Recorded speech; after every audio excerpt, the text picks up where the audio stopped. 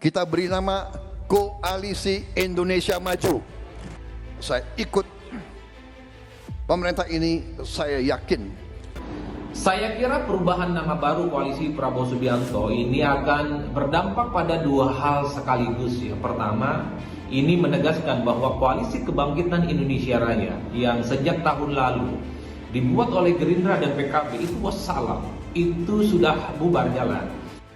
Prabowo tendang Muhaimin Iskandar, Golkar PAN merapat, rubah nama koalisi curi punya Jokowi, tak dianggap PKB dikhianati, siap-siap minggat. Iya, saya baru dikasih tahu tadi Pak Prabowo bahwa koalisinya namanya Koalisi Indonesia Maju. Tentu saya akan lapor ke partai bahwa perkembangannya sudah berubah, berarti KKIR dibubarkan dong. Nah, saya nggak tahu, saya akan lapor ke partai dulu.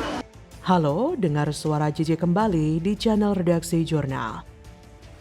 Pengamat politik dari Citra Institute, Efriza, menyoroti pernyataan Ketua Umum PKB Muhaimin Iskandar alias Caimin yang mengaku tak diajak berdiskusi secara khusus oleh Prabowo Subianto soal pergantian nama koalisi. Koalisi pendukung Capres Prabowo baru saja berganti nama dari Koalisi Kebangkitan Indonesia Raya (KKIR) menjadi Koalisi Indonesia Maju. Menurut Efriza, pengakuan Caimin bahwa dirinya baru mengetahui pergantian nama itu sesaat sebelum diumumkan menunjukkan jika partai politik pendukung Prabowo tidak kompak. Pengakuan Caimin itu bisa menjadi awal terbukanya konflik internal di Koalisi Indonesia Maju. Ia pun menduga Caimin bisa saja merasa dipinggirkan akibat tak dilibatkan secara khusus dalam pergantian nama. Apalagi PKB merupakan partai luar pertama yang berkomitmen mendukung Prabowo. Sebagai catatan, KKIR yang dideklarasikan pada Agustus 2022 awalnya hanya terdiri dari Partai Gerindra dan PKB saja. Dalam piagam deklarasi KKIR, Prabowo Caimin punya kewenangan penuh untuk menentukan capres-cawapres yang hendak diusung pada Pilpres 2024. Belakangan ada P3, Golkar dan PAN yang ikut mendukung Prabowo dan bergabung ke dalam KKIR. Setelah itu tepatnya pada Senin 28 Agustus 2023 malam, barulah nama koalisi tersebut berganti menjadi Koalisi Indonesia Maju milik Jokowi pada 2019 silam. Efriza melanjutkan, perubahan nama koalisi sebenarnya adalah hal yang biasa dilakukan sebelum pasangan capres-cawapres didaftarkan ke KPU. Namun dalam politik, hal-hal yang bersifat remeh seperti nama bisa menjadi awal mula munculnya benih perpecahan. Lagian juga nama koalisi ini adalah milik Jokowi di Pilpres 2019 silam. Ngapain Prabowo ini sok-sokan mencatut nama milik Jokowi? Efriza mengingatkan peluang menang Prabowo dalam Pilpres 2024 akan menurun apabila PKB meninggalkan Koalisi Indonesia Maju. Sebab elektabilitas Prabowo lemah di Jawa Timur, provinsi yang menjadi kantong suara PKB terbesar selama ini. Ya begitu deh, habis manis sepah dibuang. Setelah 3 partai besar merapat, Prabowo seolah mengkhianati Caimin, ganti nama koalisi tanpa sepengetahuan Caimin. Kalau saya jadi Caimin, mending minggat. Lagian kayak gak hafal sifat Om Wowo saja, dia kan maunya cuma berkuasa, bukan yang lain. Jangankan partai koalisi, jika jadi presiden, rakyat pun juga akan dibungkam aspirasinya. Memang sudah nasib Caimin, belum apa-apa kok sudah dibuang. Nasib. Melihat poros koalisi yang seperti ini, Caimin memang punya peluang merapat ke PDIP. Pengamat komunikasi politik dari Universitas Esa Unggul, Jamiluddin Ritonga, menyebutkan Caimin dinilai kecewa terhadap perubahan nama koalisi. Terhadap perubahan nama itu KKIR nilai dengan sendirinya bubar. Piagam kesepakatan yang ditandatangani Prabowo Caimin menjadi tidak berlaku lagi. Jadi sampah. Kondisi itu menurut Jamiluddin berimplikasi pada peluang Caimin untuk menjadi cawapres yang juga semakin kecil. Sebab pembahasan cawapres tidak lagi dibahas oleh Prabowo dan Caimin saja. Caimin dinilai tidak lagi memiliki hak veto yang kuat. Suara Caimin tidak lagi menentukan dalam memutuskan cawapresnya Prabowo.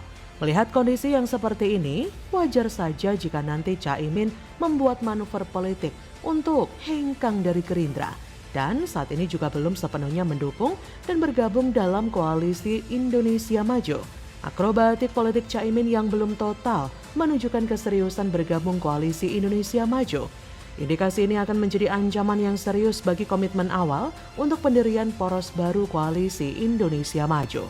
Caimin tentu akan mencari partai atau koalisi partai lain yang menampung ambisinya sebagai calon presiden. Ini akan menjadi pukulan telak bagi P3, PAN, dan Golkar yang baru saja merapatkan dukungannya kepada pencapresan Prabowo. Jadi, apakah koalisi Prabowo akan goyang? Silakan tulis komen Anda di kolom komentar. Yang sekarang seringkali menjadi masalah. Karena kita menyaksikan kalau di sosial media sih banyak sekali yang kalau mau nulis itu nyebutnya Konoha, Wakanda gitu. Apa artinya?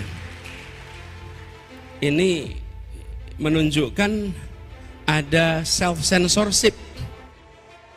Mulai main drama, relawan Anies ngaku puluhan grup WA-nya diretas. Anies sebut di Wakanda kebebasan dibungkam, kemarin keluar-keluar dijegal, nanti pas kalah teriak disabotase, pret capres kok provokator. Apa ada yang dilarang? Tidak ada, kecuali memang melanggar hukum positif. Baru. Toh selama ini demokrasi kita berjalan baik kok.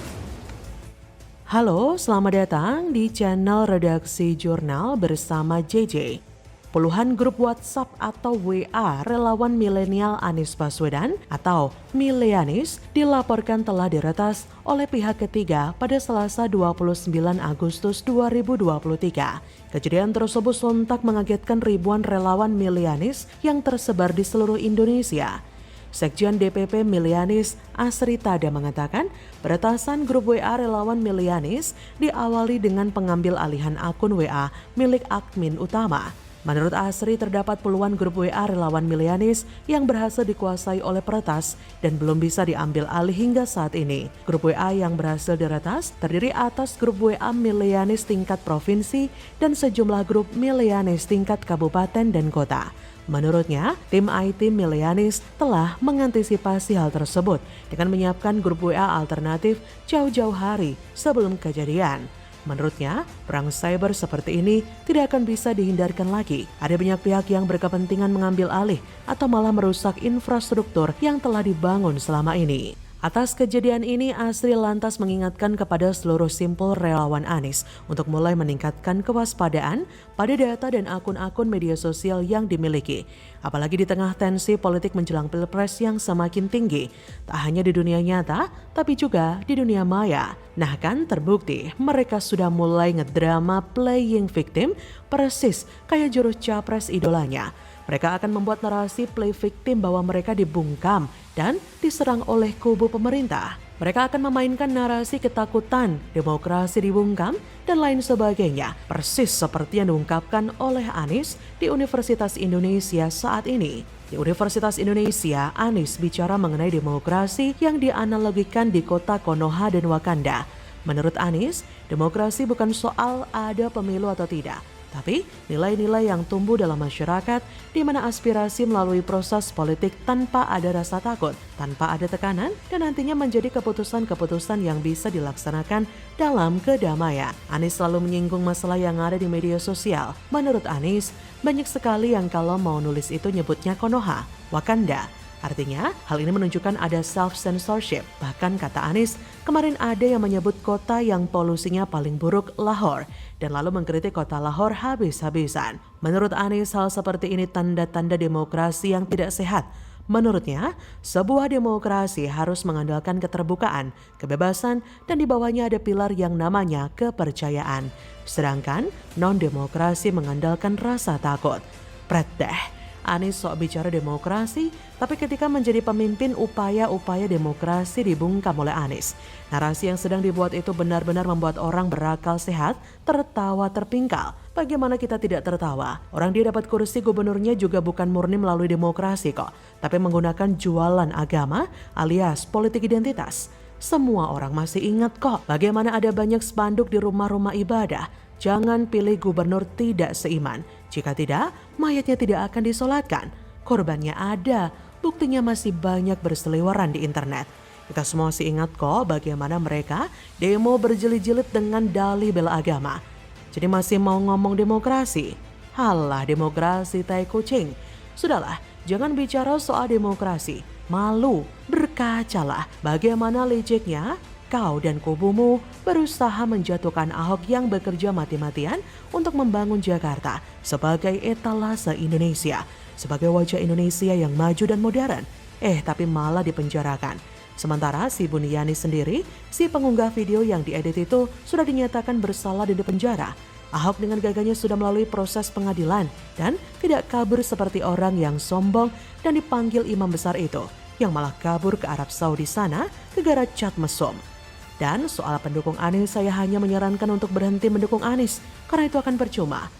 Anies akan kalah juga. Jadi percuma untuk menebar play victim dengan narasi penjagalan. Bukannya efektif, bisa jadi nanti malah dicap anti demokrasi karena tak menebar kebencian dan fitnah. Jadi, bagaimana menurut Anda?